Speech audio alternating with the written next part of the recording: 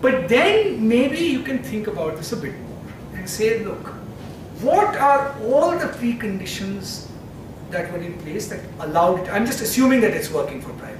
Let's just assume, let's grant that proposition. And you might come to the following conclusion. Number one, it works for primary because, first of all, for primary, you can actually scrounge an infrastructure, which is essentially what's happened in the low-cost schooling revolution, right? You know, you can set up a teacher, you can do whatever you want, and that's not a bad thing, actually. It's not clear why, you know, good education has to be capital intensive. In fact, you know, there's this wonderful account in Dharampal's book on 18th century. You know, the British destroyed indigenous education by demanding that it be capital intensive, right? You have to, right? The second thing you might say is, the other thing this private education capitalized on was cheap teachers, right? So it paid much less wages than government school wages. That also maybe produced better learning outcomes because at lower levels of learning, teacher-student ratios matter a lot more. So if it's a choice between having one teacher at 50,000 and 5 at 10,000, maybe the second is a better choice, even though they're technically less qualified. Maybe that's it, right? Then you can ask the question, will the same thing happen at the secondary level? Is there something different about the qualifications you would need for teachers at the secondary level, such that maybe you will not get these cost advantages? Right?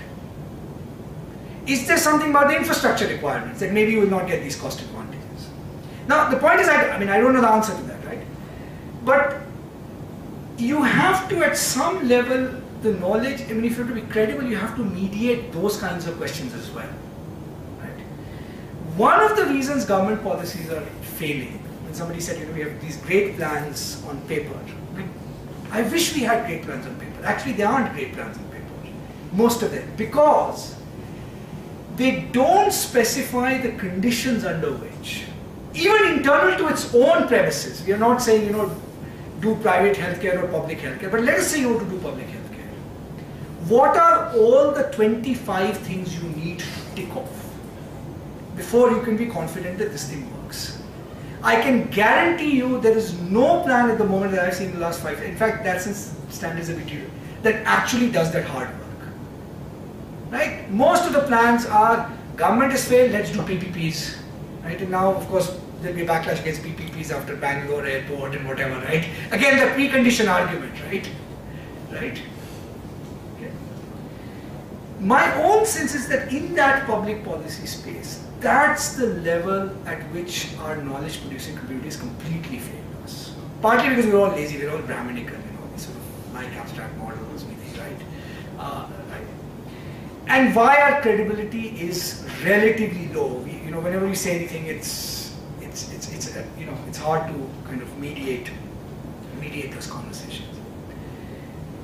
So one of the reasons for paralysis, so what happens in policy formulation is either you get kind of forms of compromise, that thoda private le lete hai, thoda public le lete hai, you know, which is actually probably a worse outcome, right? Because each system, whatever intervention you are making, has its own internal integrity and set of presuppositions. If you mix it up with something else, it's, you know, it's not. So sometimes it's better to say, look, you aren't doing policy number 1, which would be my preferred option. You are doing policy number 2, but at least if you're doing policy number 2, make sure you put in all the places, things for policy number 2, right? I mean, National Rural Health Mission, RSBY, for example, right? I mean, you know, Mukul may know better, but it boggles one's mind that without any administrative machinery in place, right? I mean, you know, the RSBY team is, CPRs has done a study, so we have a vested interest in kind of saying that Jishnu's great study on RSBY. You know, it's like 3 guys with a laptop. You know, with insurance schemes, partly just financially, in order for good insurance schemes to work, you actually want the healthy and the richer to be part of those insurance schemes, right? You have no traceability in the system. So of course people are going to, I mean, basically what's happening in UP, right? Everybody is cashing the 30,000 limit, whether you fall sick or not, right? Now, anybody could have told you that, right? So but that's the level, the level became more, no, do we want private insurance, do we want primary healthcare center, right? Urbanization, another area which we are, kind of engaged with, the same issue. Frankly, urban India has been saved because none of the master plans worked. If they worked, India would have been a disaster. Right? Why would have they? Because in a sense, for any social development, and in that sense, I'm a kind of Burkean conservative in the sense that I think societies are complex. It's, there are a lot of unintended consequences of. So, how would you react to the following 3 or 4 propositions? There's this big debate about, for example, slums, right? Slum-free India. Now, from a human point of view, of course, everybody understands the impulse behind it. You don't want people living in appalling conditions. Although, frankly, that's not the thing that's motivating slum-free India, but let's say that's the outcome, right? But, we had a Chinese visitor last year, Qin Hui, one of modern China's great intellectuals, an economic historian. And he's just written this paper causing great waves in China called Slums as Human Rights. Right? And he makes 2 arguments. He says China needs more slums. Okay? One is a very rights-based argument. He did this in Delhi. Frankly, I don't think any Indian intellectual would do something similar abroad. He starts a presentation by talking about apartheid South Africa and what would it take for a worker from Soweto to enter Johannesburg. Right? You'd have to have an identity paper, police would beat you up, they'd extort money for you if you set up a business or whatever. And then he says, except for the race element, this is China. I mean, it was an astonishing thing from a Chinese intellectual to come to Delhi and say it, right? So part of it was the migration argument, right? Whether there's a kind of intrinsic, right? But there was also an economic argument, which my colleague Partha Mukhopadhyay has also made, which is, what is a slum in economic terms? In economic terms, a slum is a way of a low-cost entry to the city. Right? One of the interesting things about the Indian economy at the moment, we all talk about the formal, informal sector, is one of the reasons I think we've been able to maintain some degree of social peace despite this extraordinarily, appalling kind of state government, is there are different price points at which people can enter the social and economic space. Right? You can create a 5-star conditioner in an LG factory, you can cobble something together at home, you have the tailors, you have the, right? And that's exactly what informality does, right? So for all its inefficiencies, it actually provides low-cost entry points for participation. The city may not give me anything, but I can come to this place and do something. Right? What would happen, right, if you got obsessed with this unlocking land values idea for slums? Right? Now, at one level, it sounds fine for the current slum dwellers. You all give them, whatever, 100 square meter apartment somewhere and so forth, right? But the interesting question is, how do you then absorb? And this was Qin Hui's, this is the economic dilemma you have. If you make the cities too attractive prematurely, you accelerate migration in ways you cannot be handled. Right? How do you, or what happens, which is basically what happening is in places like Delhi. We said India is not China. 500,000 people have been evicted from Delhi in the last 5 to 6 years. We can do China when we want. Right? If you see the latest census, Delhi's rate of growth has slowed remarkably. Right? Simply because it's not just priced out, but coerced out people who might create slums. Right? Now, what would happen? And this is where the social dynamics interesting, which is from the point of view of participation, pathways to progress and political stability. Are these low access points a better equilibrium for us than a system which actually becomes a dualistic system, like South Africa's is? India doesn't have a dualist economy actually. Our formal informal linkages are pretty. It has a kind of gently sloping gradient, right? But you could actually end up with, if you had much more, restrictive laws, bizarre, ideas of infrastructure that we have in urban India, right? the point of resettling, again, just sort of throw this out, slums work because they're hives of economic activity. They aren't housing projects, which is essentially how a lot of planners approach slums when they want to reform them, right?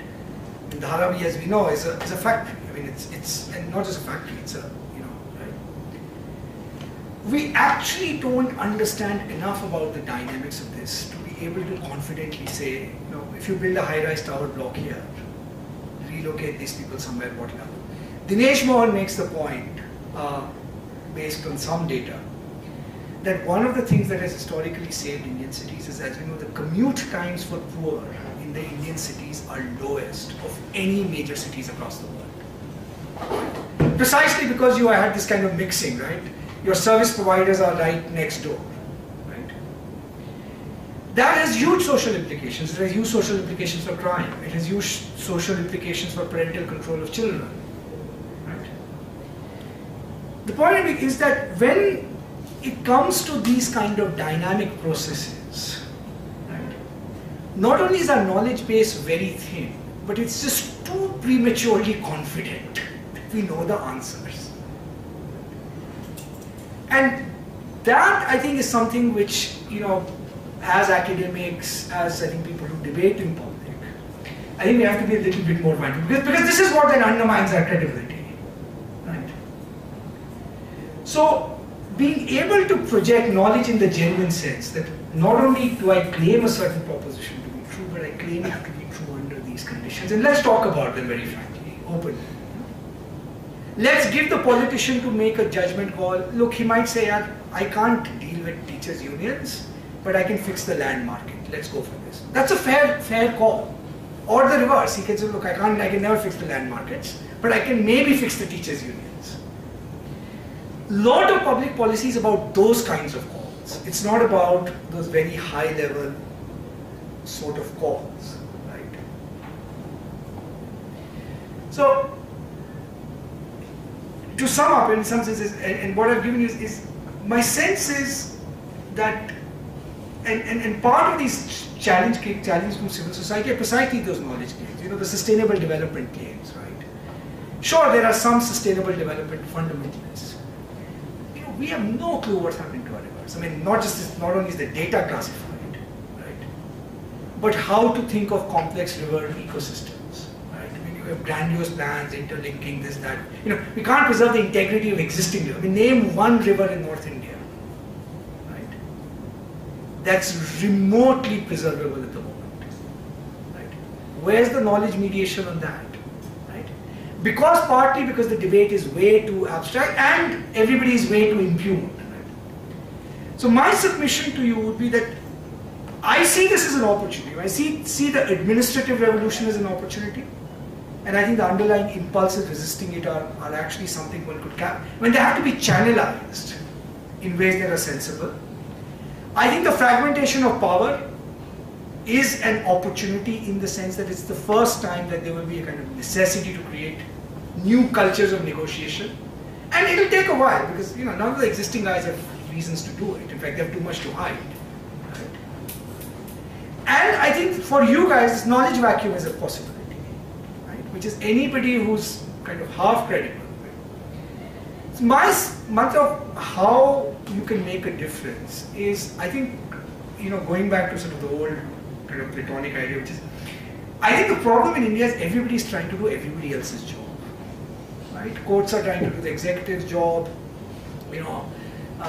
Citizens want to make a difference somewhere else, not where they are. Right? Doctors want to come out in the streets, right? In some sort of civic service, right? What we are not doing, I mean, the really amazing thing about a society like India and Transition India is just doing your job where you are in new and creative ways. Your marginal impact is so huge. Right?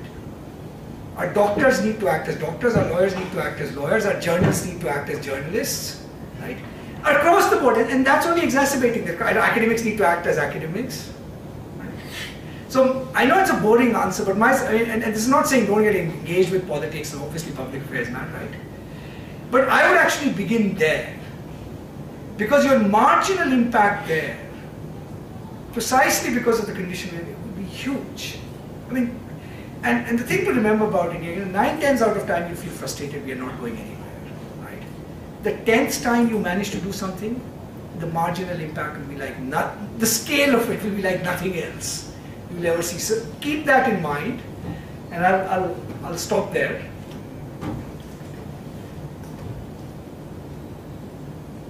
So, do we take a break or take questions or?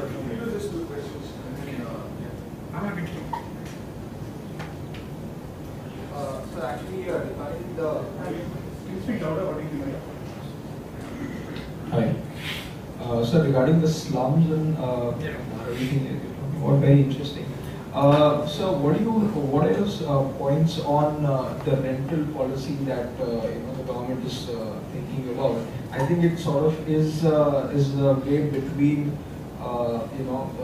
slum rehabilitation and just throwing them out on the outskirts of the city and giving them a small space. So I think rental housing would be a proper solution.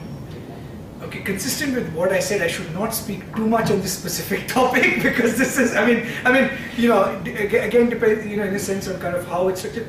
But the only thing I would say, and again, this is from my colleague Parth, I think he's made an interesting point in this, having looked at kind of slum, which is, and even kind of experientially in Gurgaon, we're beginning to see it. So, if you think of migration into city as a pathway to social mobility, right? So, and to be honest, that is really beginning to happen. I think we're not documenting enough stories of the small ways in which these pathways are working. So first generation, relatively illiterate, fairly oppressive conditions, but just by being in a city, managed to educate children, class 10, the next stage is, owning 5 taxis or running a beauty parlor or whatever it is, right?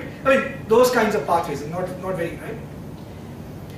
Now, if you think of spatial location, both the fact that you're in a city, not in a village or whatever, but even in a city or spatial location, what kind of housing you have is a very important element of that mobility story, right? So one of the criticisms, for example, of Rajiv Awas Yojana is, it's giving everybody these nice boxes. But if you actually look at the way in which property things are mobilized to pathways to mobility, you need structures that are very flexible. So in 8 or 10 years' time, can the recipient open a barber shop in this place or not? If he has to go rentally find a barber shop, his mobility chances are cut, right? It's actually that flexible reuse of that, right? That's the kind of thing, almost that you actually need to think of in addition to the purely finance. The problem with all of the urban stuff is it's entirely about design, infrastructure and finance. It's not about the social dynamics at all, right? So, as I said, I think those are the kind, and we frankly, I'm not confident we know enough. And maybe there are some things you can know only retrospectively. The other thing about government schemes is, is that so many of the effects are endogenous to a very large intervention that you can't ex ante know which way it's going. But that's exactly the level at which. So it depends what how the rental thing is constructed. Is it constructed purely as it's a interim financial solution for a housing problem? If it is, then you might say that it will run into limits very quickly, right?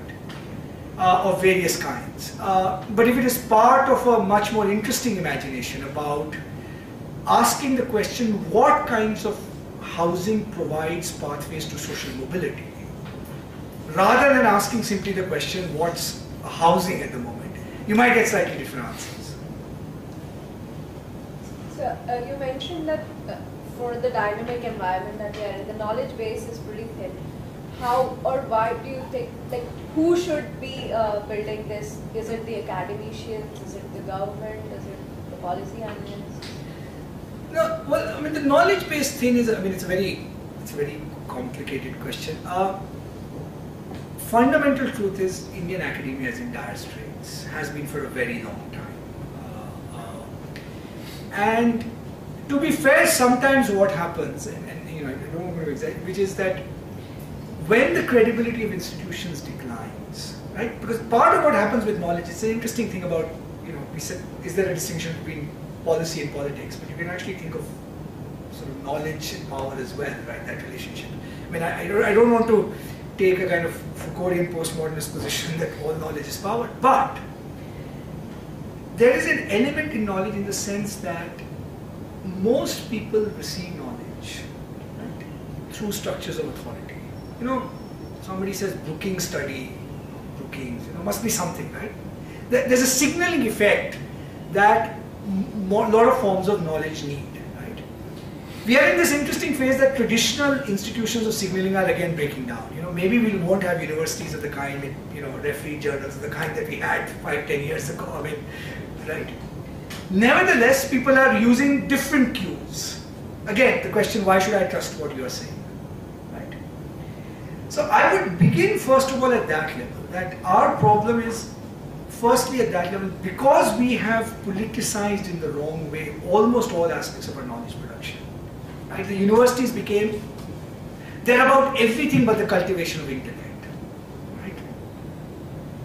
If somebody says, a JNU professor has done this study, I don't know what that means. It could be wonderful, it could be great stuff, I'm not saying, or it could be, pretty pointless. The problem we are having is the very few institutions that can perform that signaling and credible function.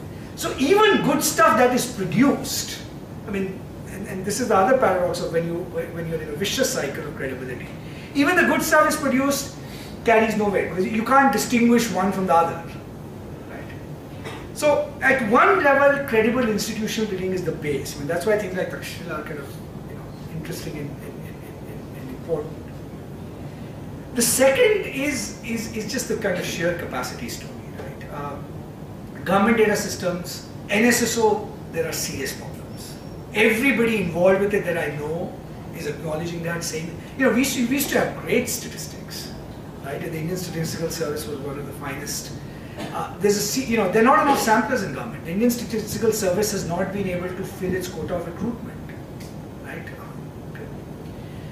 So there's a great, just literal crisis in that sense of just the very mundane stuff. You're not looking at, incredibly elaborate sort of, universities, certainly, that's where it has to begin. And I think with universities, what's happened, I think, unfortunately, is that the way they've contributed to the knowledge crisis is twofold. There's not just the politicization of knowledge, right? But the basic undergraduate curriculum that you have, and that should be your most is just frankly counterproductive, right? The only thing an undergraduate education should do is give you a sense of a love for learning, get your basics right, logical skills, mathematical if you need it, right? And the ability to understand that what you don't know and what kind of people or what kind of things might be relevant to answering that. The problem is, most people who've gone through that system, that's the one thing they actually find it hard to acknowledge. If you think of civil service, if you think of judiciary, right, as policy making actors, there's some incredibly smart people. But I think we underestimate the degree to which not only their worldviews, right, but the analytical possibilities have been shaped by that little. So on the knowledge front, in fact, that's the foundation. If you don't get that right, we're in deep trouble. My name is Subir. I live in Goa. Migrated from Gurgaon. Okay. So I know a little bit of this. So I'm known as a migratory labor out here. But my question is really that are we going to continue to blunder from crisis to crisis, or is there any kind of logic the way the end game is going to play out? Okay. Can I just hold on that question? Maybe I'll kind of come back to that. Just as a kind of, that'd be a nice thing to close with, right? Yeah. So you spoke about entrepreneurs getting into politics. There is also this large corporate sector, which is very much affected by policies, FDI, etc. What do you think their role should be? Should they actively lobby or get into politics? Okay. The corporate sector. See, in fact, somebody will also ask this question about kind of corporate models, right? So, very frankly, yes, I mean, certain management techniques can in certain contexts work, but the function of politics is very different. I mean, at one level, I would like to keep the corporate sector simple. It has one job and one job only, which is within a market mechanism to productively deploy assets and generate profit. You know, that's its kind of core dharma, right? It should be allowed to do that, and you should create an enabling environment to do that. I won't want to either say that therefore other things are also replicable in that model. You know, there's a bottom line. I mean, politics is all about very different kinds of trade-offs, negotiations, and choices. So in that sense, that model, right, doesn't work. The interesting thing about the corporate sector, I mean, and I think this is the way, which is, you know, to use old Marxist terminology. I mean, the Indian bourgeoisie is, in social terms, still a very weak class.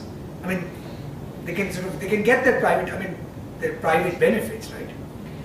It's a very weak class in the sense that I honestly don't believe they are going to be, as a class, agents of social change. And for one very simple reason, they all feel rightly or wrongly, and don't have the collective action capacity to not feel this, very vulnerable at the hands of the state. Okay. There is no issue on which corporate India has collectively taken a strong stand ever. Okay, that's the blunt truth. In fact, they are not even exercising the rights that as ordinary citizens we exercise, right? Speak up, and speak up clearly, loudly, in a collective voice. Not one. You can't actually, to be honest, you can't. I mean, it's, you know, I'll be very clear about that, right? And you might say there's structural reasons for it, you know, even though liberalization is gone. I mean, you know, there's the company law board, there's income tax, there's FCRA, there's whatever, right? I'm not holding my breath for that, the revolution coming through that corporate sector. Okay. I also think, and I think this is an interesting thing about the corporate sector in India, why does capitalism, I mean, I'm using it very loosely, market relation, have much less social legitimacy than we like? Despite the fact that, you know, we are at the stage where everything is instrumental, everybody loves making money, everybody's a quasi-entrepreneur, right? But that's a very different, right? I think 2 or 3 things are going on there, right? One, I mean, clearly I think the transition from, you know, and I think in political terms, don't underestimate the importance of this. The transition from Infosys becoming a poster child for Indian capital to Billari becoming an Indian child, poster child for new capital has had huge effects, right? Second, fundamentally what's been happening with reform, right, is most reform is oriented towards big capital. Okay? Not just big capital, but even in the middle class, the upper class. So you have all the private provisioning, right? You can borrow abroad. You can hedge against currency risks. You can create captive power plants, right? Not to mention the fact that your ability to buy our politicians is greater, right? By and large, their strategies have been to lobby for exactly those kinds of privileges. The real resentment against big capital in India is from small capital, right? And actually, if anybody who does business history knows that how much Indian capital has lived off the credit of small capital. I mean, you know, people forget those. Not just forget this. Even now, it's true. Try being a small vendor and supplying to a big company and try getting a payment out of them. Okay. So in that sense, right? I think you know, I mean, at one level, the success of big capital is good because, you know, it gives a sense you can do things, they become national icons, that's right. But until big capitalists look, we're going to work for a kind of generalized ecosystem, right, where our special privileges are not, from the entry of new players, all of that stuff, right? I think that's it. So I would say that I think corporate's role, if it's to be constructed, primarily should be about creating that ecosystem. As it gets into other areas, frankly, the legitimacy may actually even be reduced. So again, it'd be interesting. Once you have privatized healthcare, which we have de facto 95, right? Does it legitimize the market economy more or less? I would argue, does it less, right? Every one of you knows somebody who will come and tell you a story about a private hospital. Maybe fair, unfair, whatever that story is, right? Right? Precisely because, for good or for ill, right? Even in the most capitalist societies of the world, there are certain protections you think certain kinds of goods need. I mean, I think for example, our attitude towards private institutions in education borders on the irrational sometimes, right? But you have to understand the underlying impulse behind it, that you don't want education to be a good for the reproduction of inequality, right? You don't want a private hospital to be able to sort of, say, pay up before you take it, right? That's the social, and unfortunately I think for most Indian people, that's the social experience through which private enterprises reflect it. Right? So I would actually argue for capital's sake, it should stick to the basics. Right? I mean, I'll give you another example, just because I kind of, the CII's thing on affirmative action. Right? When there was there's still a big reservation in the private sector, then CII wakes up and says, they formed this committee under Mr. Irani, right? My view on that was, look, either you take the consistent view, we are willing to pay a cess, some tax, but the government should do it, right? Or if you want to get into the space, do it with such credibility that it really makes sense, right? I mean, what came out of that initiative, right? So I think if it tries to do too much of this, it doesn't have the capacity, it doesn't have the skills. Wherever they've got involved in governance, City of Bangalore, good example. I'm not saying it's their fault, but I think it takes difference, right? You have to be very careful about the context in which those kinds of skills matter.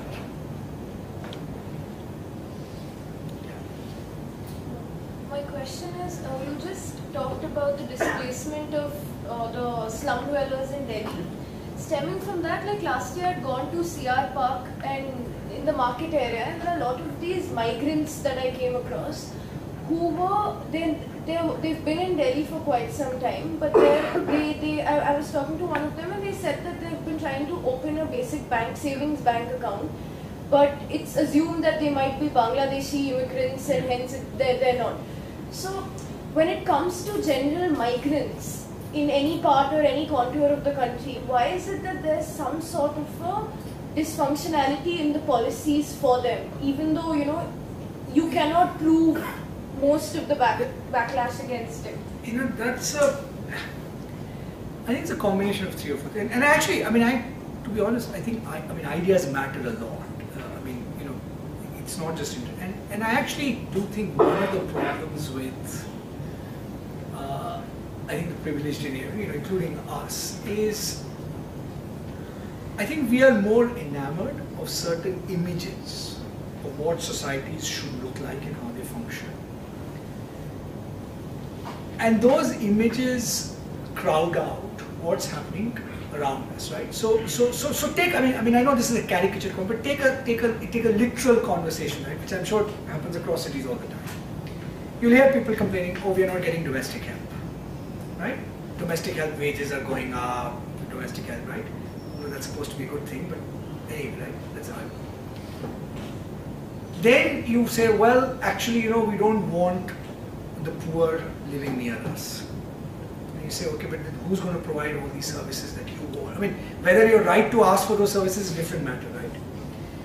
So there's a kind of disjunction between the fantasy world that we want and the social preconditions that's actually providing for us, right?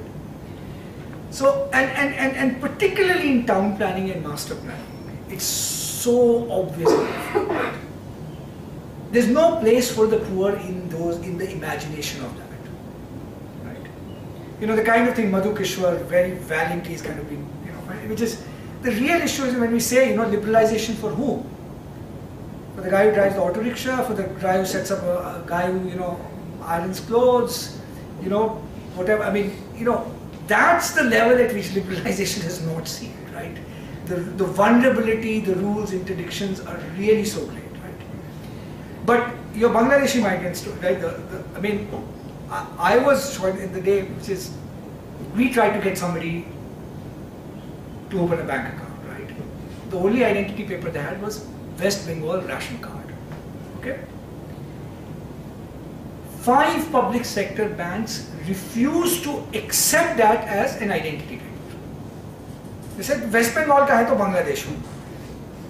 Then I'm saying, I'm asking the bank manager, why do you want to do the Home Ministry's job? I mean, in this case, you have the money, right? So it's not like you are running from your business point of view any risk, right? Right? 5 public sector banks, and finally it took, you know, kind of a call to some IRR to say, what are you doing in a public site? Now, what explains this? Right? I mean, what is this subterranean fear, this, I don't know. And he said with great national pride, you know, sir, we have to look out for the country's interests, otherwise these migration will, you know, let the Home Ministry do its job, right? I mean, if they genuinely are, sure, you know, you can, right? So, you know, I mean, at some level there is a kind of failure of the moral imagination sort of there as well. But I think more importantly, that's where the education system, I think is just a failure to kind of reflect on. You know, everybody is talking about safety in Delhi, right? The best thing you can do for safety is flood Dholakama with hawkers. We know that from every global experience. The more people there are on the streets, the relatively safer it will be, right? Entire stuff is to, you know, take this off, take this off, take this off. You know, of course you're going to get, right? So I think the disjunct between our fantasy world, which is very simple, and our ability to think sociologically in a slightly complex way is pretty big. Okay, use the mic. Come to this side.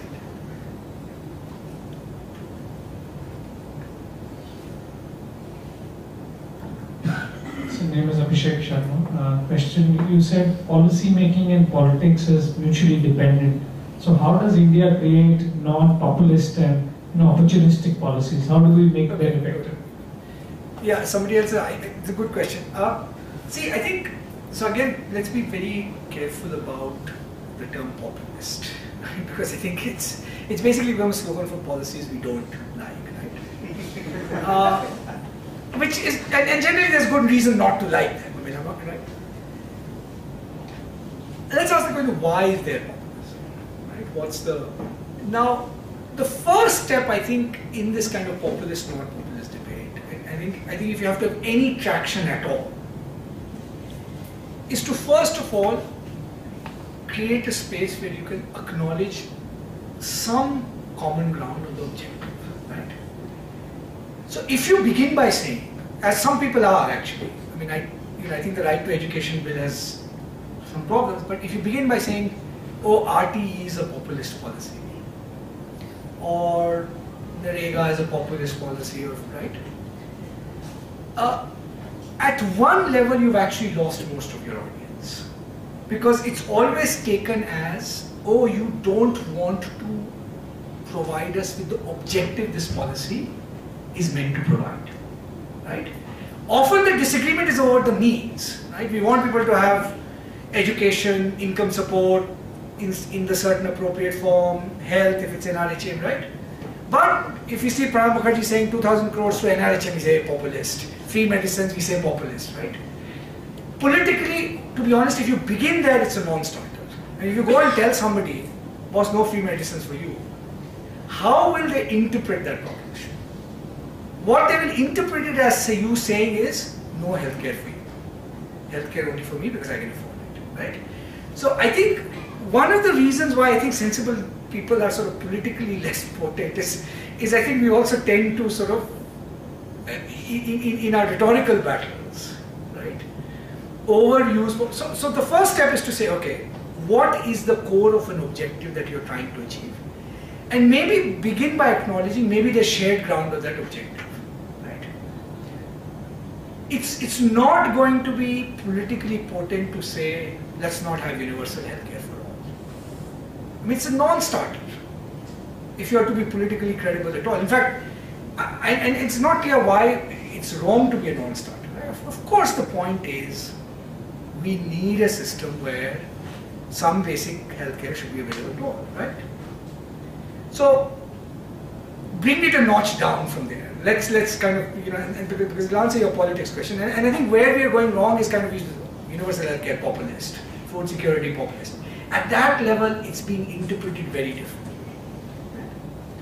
Now you come down one notch and say, okay, if you can find common ground on shared objectives, then we can have a debate about what are the best means of achieving it. Right? Now, that's where we go back to the credibility, which is, you have to ask the question, which is, why should somebody trust you when you make a promise? Right? Either you can convince them that, look, I do have the magic bullet. If you just see it, you see you're going to get this, right? Unfortunately for us, there are very few schemes or few interventions that have that character, right? As I said, using the education example, I can promise education. I can say, right? Frankly, you'd be a little bit foolish to trust me, right?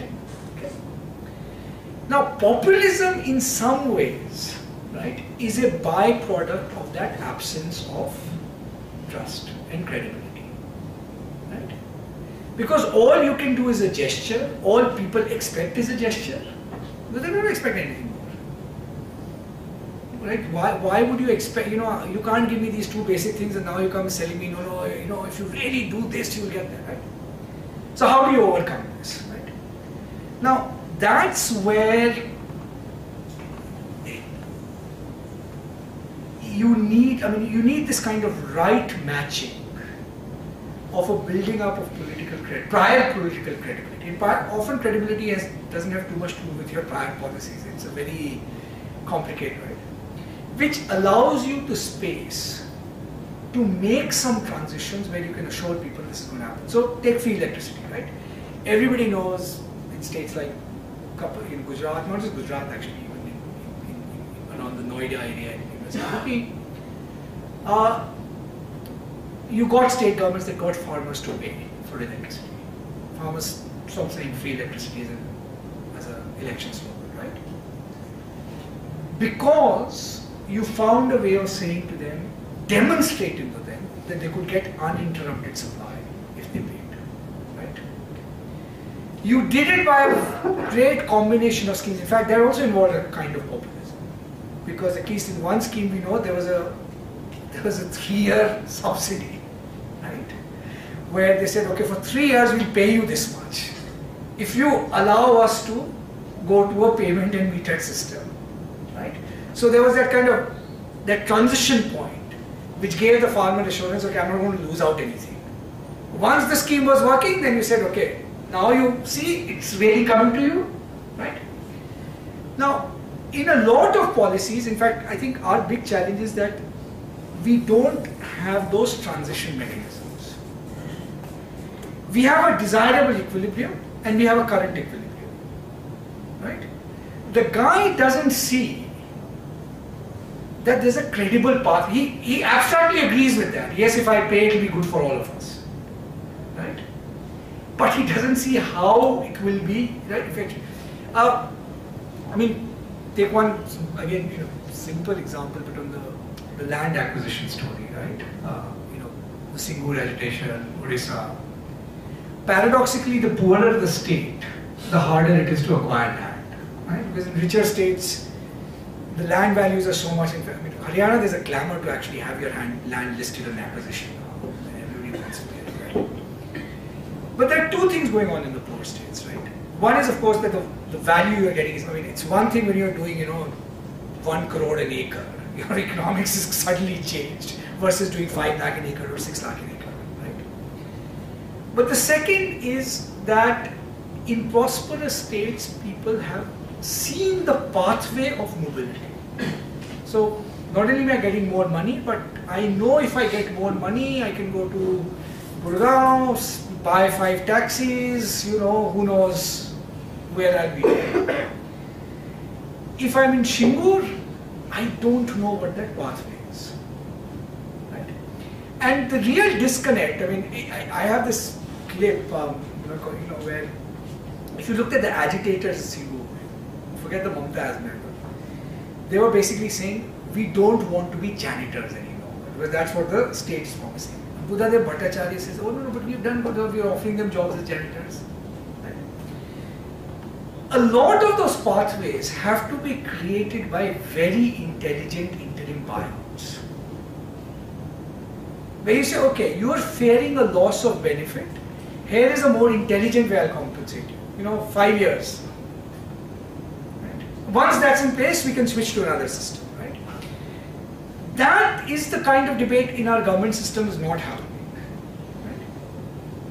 Right? Once you do that in place, so Nitish Kumar now saying cash transfers has a very different valence. You know, I mean, if Suresh Kalmani went tomorrow and said cash transfers, right? What's the difference? The argument is the same, right? Right? So, I mean, that's where politics comes in. I mean, that's why politics is the core of policy, right? Right?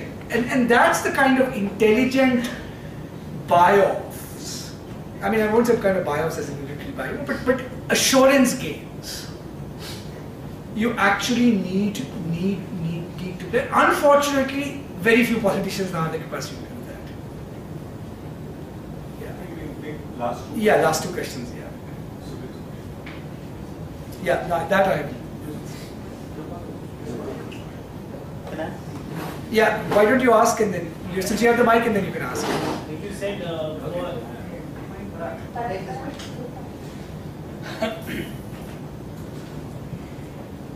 for ushering this revolution to its right ends, the negotiation aspect is very important. Negotiation involves a lot of action and a lot of intellect. And from your talk, we can guess that we are missing out a lot of the intellect part to the knowledge confusion issue. So where are the negotiations heading? Are they initiated or there is no roadway ahead? I think with schemes like NREGA, Food Security Act. Yeah, with schemes like NREGA, Food Security Act, etc. Are we realizing that for the last 60 years we have worked on social injustices? Now let's try to come back and focus on reducing the economic injustices. And in doing so, are we on the right track? I mean, keeping apart the fiscal burden, are we on the right track? Okay, large questions. See, I mean, in the right track story, no, I don't think we're on the right track. I don't think we're on the right track because we have an opportunity which we are wasting. And I'm not a perfectionist about this. I mean, when you say wasting, you just conventional thing of what are the opportunity costs of doing something rather than X thing rather than Y thing. I mean, at one level, going back to the basic social contract, right? If you have growth, 8% growth, whatever, that creates an enormous possibility, both in terms of an enabling environment for people to move out of poverty, and I think we can debate the impact of poverty of growth rate and so forth, but it does have a parallel effect. Plus, growth is a precondition for being able to redress the needs of those who are left behind. I mean, if you don't have growth, most of the game, growth is not, but growth is necessary. I mean, I don't buy this argument. Some people are beginning with growth is not even necessary, right?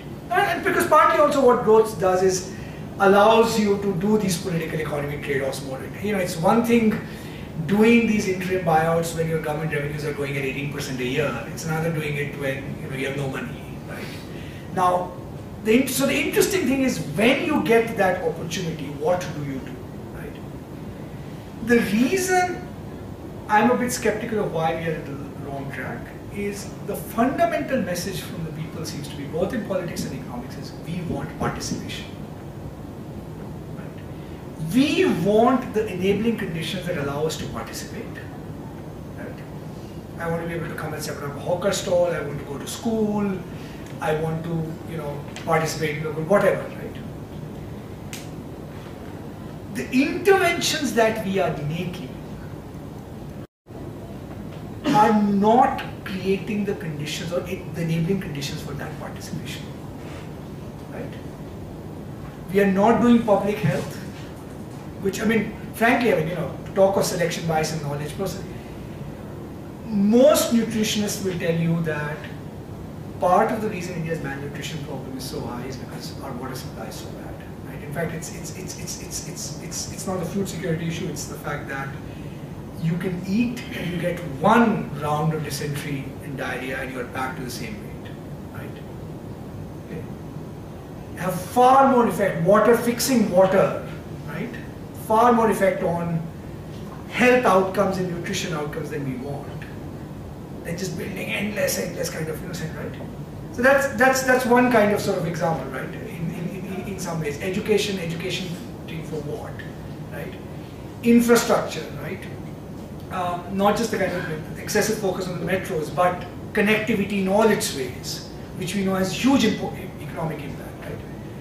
So disproportionate emphasis on going on palliatives, right, where the assumption is there are people left behind, they need help, true enough, rather than emphasis on how can we prepare the people to participate in this great opportunity that lies ahead of us.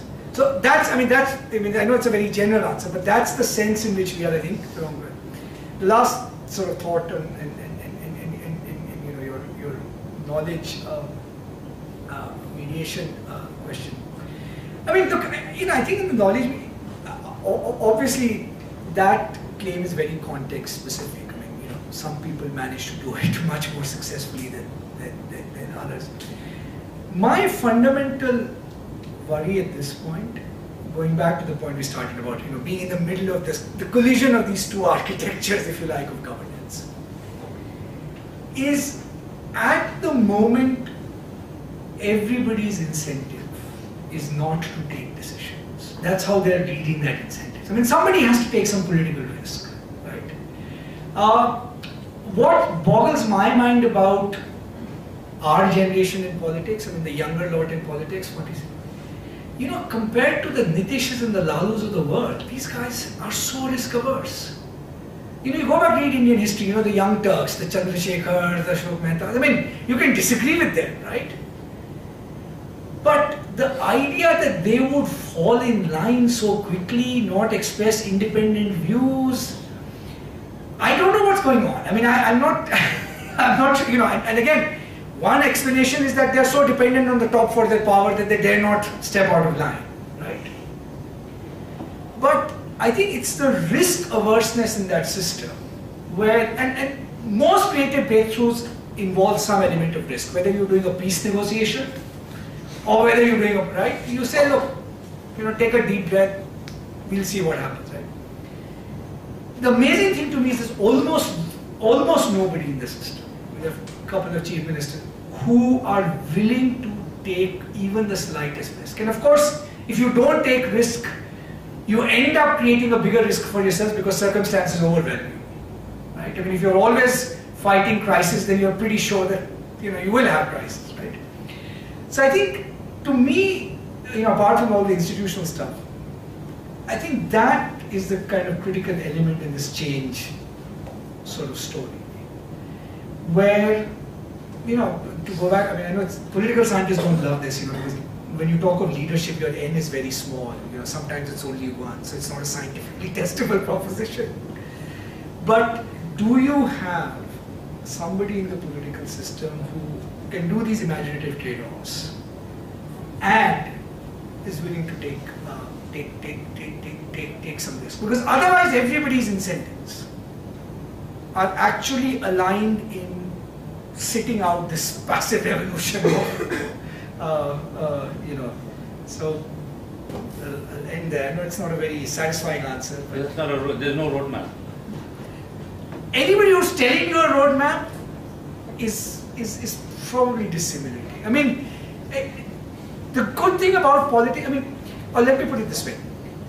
The need for politics arises precisely because there is a roadmap. If we had roadmaps, we would not need politics. And all societies need politics because, at least at this level of social complexity, I mean, in particular areas you can have roadmaps.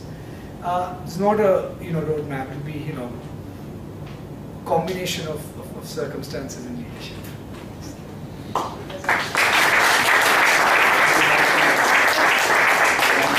I'm sure it's long months ago we made a tryst with destiny. The tryst was to get you to listen to Pratap, and that has been redeemed, which was quite substantially. So not better than India's tryst, huh? So tea is outside, and we'll convene again at 4:30 for the talk on economic reasoning, privatization, public-private partnerships from Professor Mukul. So join me again in giving a big hand to